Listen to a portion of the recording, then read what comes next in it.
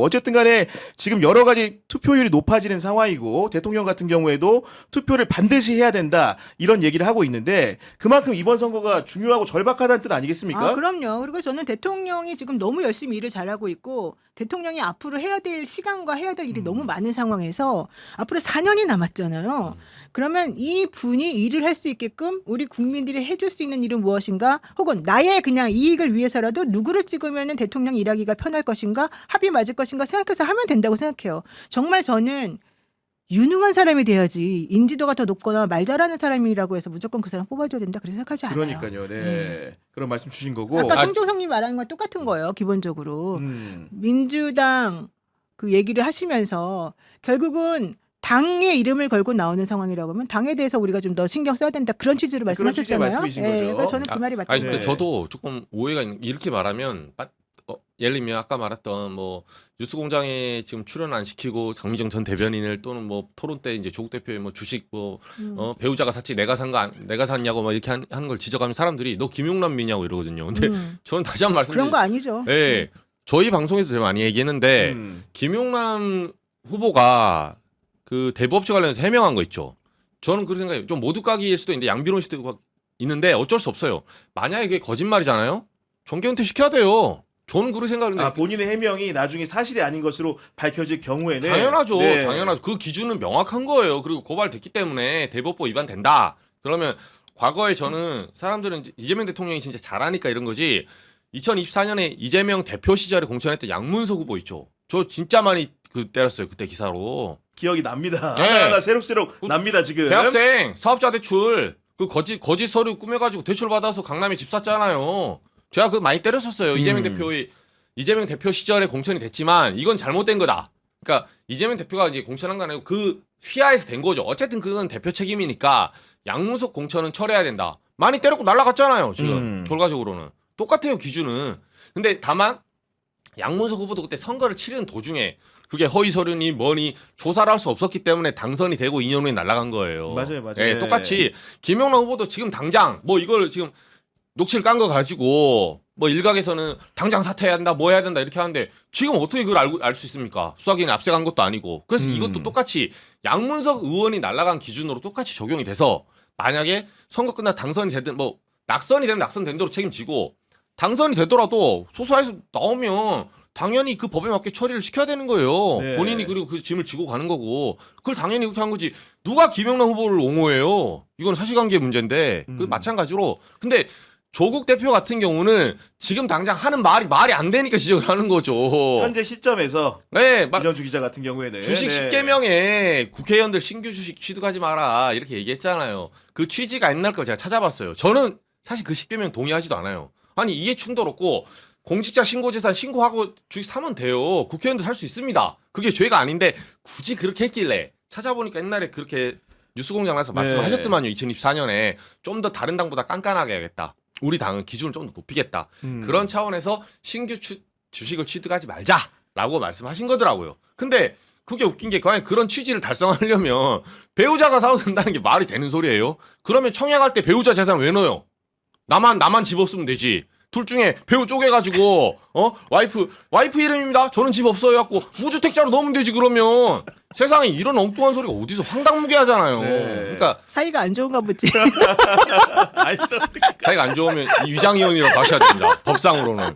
근데 이러니까 2030들이 지금 주식으로 뭐 예를 들면 자산을 불리거나 집을 살려는 2030들이 이런 어처구니는 말 듣고 이제 분노하는 거예요. 네, 지금 토마토님 같은 경우에는 조국에 대한 2030 세대의 지지율이 0에 수렴한다는 것은 미래 지도자로서의 동력이 소멸되었음을 의미합니다. 이런 지적해 주셨고 4257님 같은 경우에는 평택이 시끄러워졌어요. 외부 사람들이 갑자기 관심 갖는 게 기분이 좋지 않아요. 빨리 끝났으면 좋겠습니다. 이런 말씀 주셨고 우리 방송 사랑해주신 21도 한라사님 같은 경우에는 오늘 제가 좋아하는 분들 다 나오셨네요. 구경의 정치비상구 제가 좋아하는 5손가락 안에 드는 프로그램인데 암센터 검사로 당분간은 귀팅만 하게 되었습니다. 경향 파이팅. 이재명 정부 지방선거 압승 이렇게 해주셨는데 정말로 저도 이제 우리 변호사님도 잘 아시는 우리 시청자시잖아요. 네. 빨리 검진 잘 받으셔가지고 문제없게 태어나시기를 저희가 쾌유 하시기를 기원하도록 하겠습니다. 또 다른 애청자이신 이선희님 같은 경우에는 우리가 왜 김용남, 김상우, 김관영을 지지하고 지키려 하는지 다른 분들은 모르나 봅니다. 우리 잼통을 사랑하는 이 처절한 마음을 그들은 모릅니다. 이렇게 진심 어린 말씀을 좀 해주셨고 도시의 농부님 같은 경우에는 꼭 김용남이 되어야 합니다 하시면서 이렇게 슈퍼챗 보내주셨는데 다시 한번 감사드린다는 말씀 드립니다. 사실은 앞에 이제 다른 선거구부터 하려고 했는데 어쩔 수 없는 것 같습니다. 지금 평택을부터 이렇게 다뤄보면은 경기 평택을의 사전투표율이 18.39%, 결국 14개의 재보선 선거구 중에서 대구 달성이 17.56이고 충남 아산을이 18.24이기 때문에 세 번째로 낮은 수치가 나왔는데 사전투표율이 낮다라는 거는 우리 변호사님 좀 어떻게 해석을 해야 될까요? 그만큼 좀 질렸다, 힘들다, 속상하다, 뭐 이런 마음이 좀 반영이 된 게 아닐까 생각이 들어요. 그런데 이제 이 싸우는 이 과정이 너무 싫다. 이게 사실은 우리 평택을이 왜 이런 분들이 다 모여가지고 시끄러워졌냐, 이제 이 얘기를 하시는 분들이 사실은 좀 많더라고요. 근데 이제 그런 의미에서도 그렇고, 그리고 너무 원래 옛날에는 같은 편이었는데 이제 서로 싸우는데 그 싸우는 과정이 진짜 완전히 내로남불 수준으로 싸운다. 이것도 좀 싫다. 이제 이런 생각하시는 분들이 조금 많은 것 같고. 네. 이거는 이제 지도부가 저는 그래서 제가 계속 정청래 지도부한테 물어보는 거예요. 솔직히 이런 식으로 될 줄을 몰랐던가?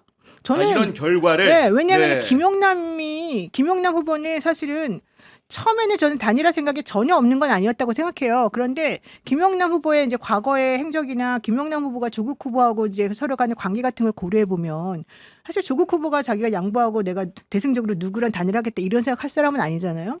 그러면 만약에 공천을 한다 그랬으면 나중에라도 혹시 무슨 일이 생길지 모르니까 어떤 식으로든지 해야 되겠다라는 어떤 깔고 들어가는 생각이 있다 그러면 저는 정청래 대표가 그럴 수 있는 사람으로 사실은 처음에 얘기를 했었을 것 같아요. 그러니까 이광재 후보 얘기 나오다가 갑자기 김용남 후보로 네. 넘어간 거잖아. 그러면 이거는 분명히 이런 식으로 진행이 될 거라는 걸 분명히 알았을 텐데 정청래 대표가 그런 거에 대해서는 책임 있는 태도를 말하지를 않고 그 뉴스 공연 나가서도 김용남이 지지한 사람이 반반이더라. 이런 얘기를 계속 하는 거예요. 근데 그러면 도대체가 본인이 공천한 사람인데 그렇게 하는 게 과연 맞는 말인가 저는 좀 싶었었어요. 그래서 이걸 모르지 않을 텐데 그러면 도대체 이 정청래 대표가 하고 싶었던 이 판의 모양은 무엇이었을까? 도대체 목적하고자 했던 바가 무엇인가? 네, 원하는 바가 네. 도대체 뭐였을까? 그냥 솔직히 말하면 조국 후보하고의 관계나 뉴스공장과의 관계 속에서 생각해보면 조국 후보를 버릴 수는 없고 그렇다고 또 조국 후보가 살아 돌아오기를 또 썩 원하는 것도 아니고 그러지 않았을까. 왜냐하면 이제 대선 주자로서의 뭐 나중을 생각해서 이런 생각을 제가 개인적으로 해봤어요. 복합적인 생각이 있었을 것이다 말씀 주신 거고 지금 Y55제로님이 노영희 변호사님 응원합니다. 최강욱 같은 사람이 문제지 노 변호사님 진심을 저희는 믿습니다. 이렇게 말씀해 고맙습니다. 주셨는데 너무나 감사드리고 아까 어떤 분이 노영이는 부르지 마 그러는데 왜 그래 나한테 진짜. 노영희 변호사님 제가 헤어지지 않습니다. 걱정하지 마시라는 말씀 좀 드리고 그 평택을 사전투표율이 낮은 거 이거 좀 어떻게 해석해야 되는 겁니까? 그러니까 네거티브 효과죠. 전통적으로 이제 네거티브 너무 싫어요. 여조 쪽 이제 물어보면 네거티브가 너무 세면 그 지금 민주 진영 지지자들이 결국은 유이동 후보를 많이 뽑진 않잖아요. 유이동이나 한교안 후보를 뽑을 리는 없지 않습니까? 그렇죠. 그러면 원래 사전 투표는 부정선거 외치는 무파에서는 잘 안 가요. 지금도 제가 물어보면 탄할 장전하고 있더만 6월 3일날 가려고. 그래서 지금 황교안설도 있다는 거 아니야. 황교안 지지자들이 단체로 사전투표를 안 해가지고 그쵸. 육중한 미력을 보여줬다 이런 설이 좀 있어요 지금. 근데 그거는 네. 황교안 전 대표를 너무 높게 평가하는 거예요. 제가 그래, 봤을 때. 맞아. 예, 디폴트 값이야. 어차피 황교안 대표는 본투표 때 갈 사람인데 이거는 황교안 대표 너무 과장된 평가고 네. 경기도권은 원래 사전투표가 높아요. 그리고 민주당 지지자일수록 높습니다. 진부 진영일수록 어차피. 근데 왜냐하면 젊은 사람들이 많고 그리고 세대도 예를 들면 이것도 사전투표에 대한 또 반감도 없고 이런 제도도 많이 알아보고 또 본투표는 아무래도 고령층 같은 경우는 본투표 장만 알잖아요. 요새 네이버 지도 이렇게 띄우면 나오니까 젊은 사람들은 관외 투표도 어떻게 할 줄 알잖아요. 그래서 사전투표도 높거든요.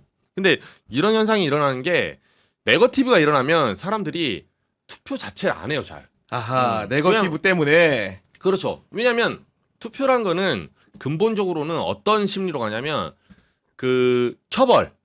그러니까 내가 A하고 B 후보가 있는데 A가 좋아서 간 경우는 극히 드뭅니다, 사실은. 극히 드문 게 아니라 B에게 내가 분명히 페널티를 주겠다고 가는 거야. 옛날에 윤석열한테 페널티를 주려고 2024년 총선 때 민주당이 표를 많이 준 거예요. 윤석열 저거 안 되겠다. 저거 대파, 뭐 회칼 테러 이런 얘기 하는데 가만히 있네. 최상병 그때 런종섭 도망가는데 안 되겠네. 그래서 일종의 페널티를 주려고 하는 거예요. 너 안 돼. 너 건방져. 근데 그 페널티가 A하고 B면 A가 지지한 사람이면 B를 페널티가 관역이 하나여야 돼요. 근데 지금은 민주 진보 진영의 둘 다 페널티잖아요. 서로 각자의 관점에서는. 나는 김용남도 싫고 조국 후보도 싫고 둘 다 싫다. 그러니까 사전투표를 갈 마음이 잘 안 생기죠. 그러면 투표율이 좀 떨어집니다. 그러니까 결국 그 얘기를 달리하면은 마지막 본투표 당일까지 숙고하는 민주당 지지자들이 좀 있을 수 있다라는 평가가 될 수도 있는 거고. 사전 기본적으로 투표를 이제 하는 거는 그거예요. 내가 혹시라도 본투표 날 투표 그쵸. 못할까봐. 아하. 그러니까 아주 적극적으로 본인이 꼭 누구는 당선됐으면 좋겠다 하는 생각으로 저는 사전 투표를 하는 거라고 지금 보는데 그게 지금 다른 지역보다 훨씬 더 낫다는 것은 그만큼 너무 이 판이 피곤하다. 그리고 피곤하다. 솔직히 내 마음에 100%다 드는 사람이 없다. 이렇게 저는 느껴져요. 그리고 지금 좀 약간 숫자로 가보면은 평택을의 지금 유권자 수 선거인 수가 제가 파악하기로는 약 18만 명 정도 되는 걸 알고 있는데 그 중에서 그 사전 투표율이 유독 낮은 데가 고덕동이라는 데거든요. 고덕동이라는 데가 아시다시피 그 공장들이 들어오게 되면서 젊은 유권자들이 많이 유입되고 그렇죠. 사는 도시라고 할 수 있는 도농 복합이기 때문에 평택이 그렇게 평가할 수 있는 부분인데 18만 명 유권자 중에 5만 명 넘는 분이 고덕동에 사는데 고덕동의 사전 투표율이 불과 11.70%밖에 안 되는 상황입니다. 그런 상황에 설명을 드리는 거고, 그리고 그 여러 가지 이제 그 동과 읍이 평택을에 존재를 하는데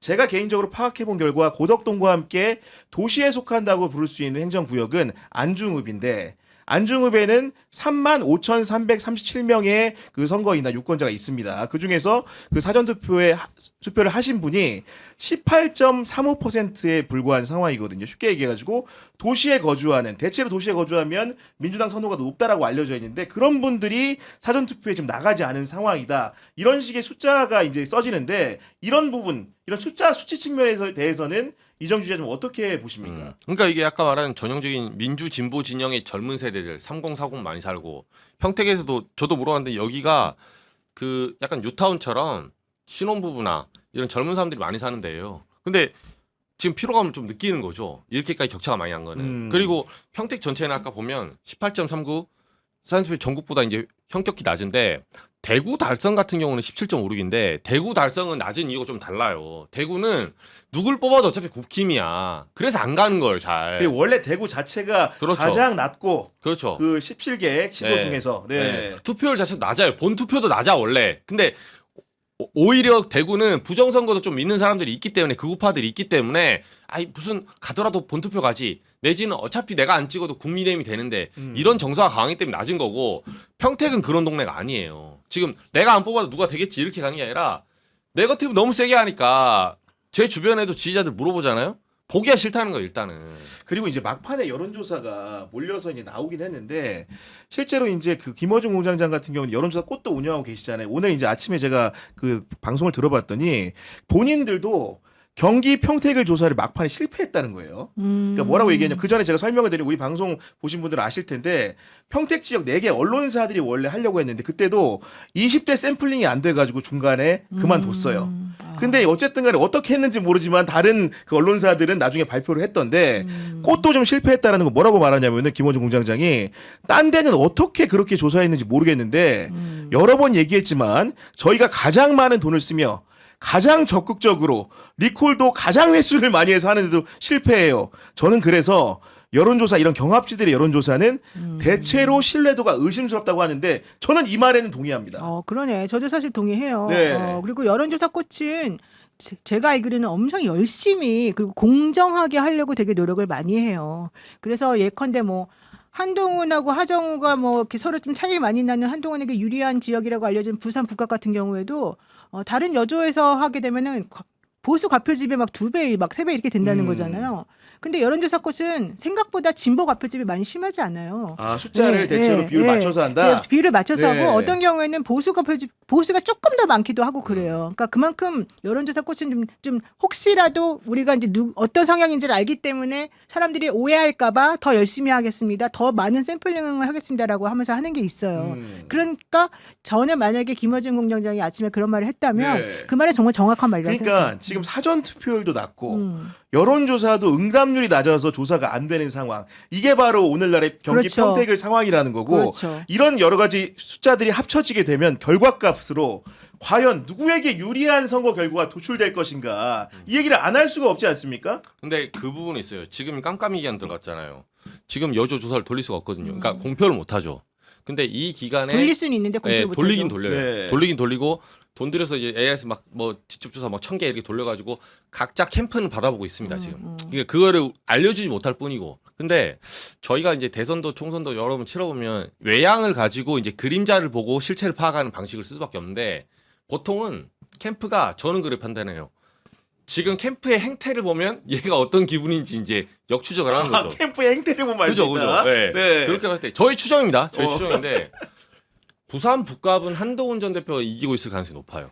아, 캠프의 행태에 네, 비춰봤을 때? 왜냐? 하정우 캠프에서 네거티브가 세게 들어가고 있어요 지금. 하정우 캠프가 그러니까 한동훈 후보 캠프보다 지금 민주당 캠프에서 이거 깜깜이 직전에 한동훈이 1위 나왔거든요. 그리고 이제 깜깜이로 바로 들어갔는데 왜냐하면 하정우는 박스권에 갇혔고 사실상 그리고 박민식과 한동훈이 제로섬 게임을 하고 있어요. 박민식이 14.5인가? 15 가까이 깨졌어요. 이 직전에. 내려가는 상황이고 네, 블랙박스 한동훈이 직전에. 올라가는 상황이고 17.5까지 내려갔다가 15%까지 깨지니까 그 표가 그대로 한동훈 딱 올라간 거예요.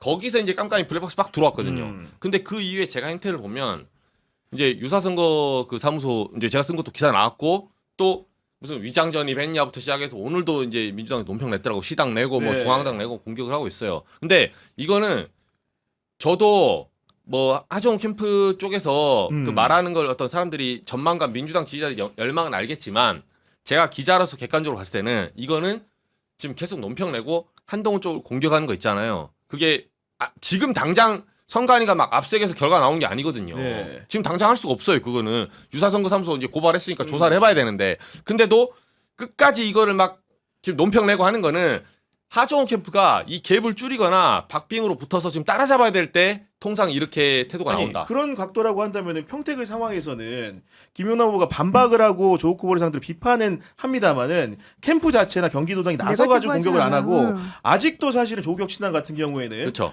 총 일체가 돼가지고 그렇죠. 굉장히 지금 김용남 후보를 때리는 상황인데 그렇죠. 같은 각도면 여전히 지금 김용남 후보가 우위에 있기 때문에 그런 겁니까? 그렇죠. 역으로 보면 그 저의 해석인데 그래서 북갑은 선두주자가 리딩을 한동훈 전 대표가 하고 있는 거고 평택을은 김용남 후보가 어떤 이유에서든 간에 리딩을 지금 하고 있다라고 저는 추론을 해요.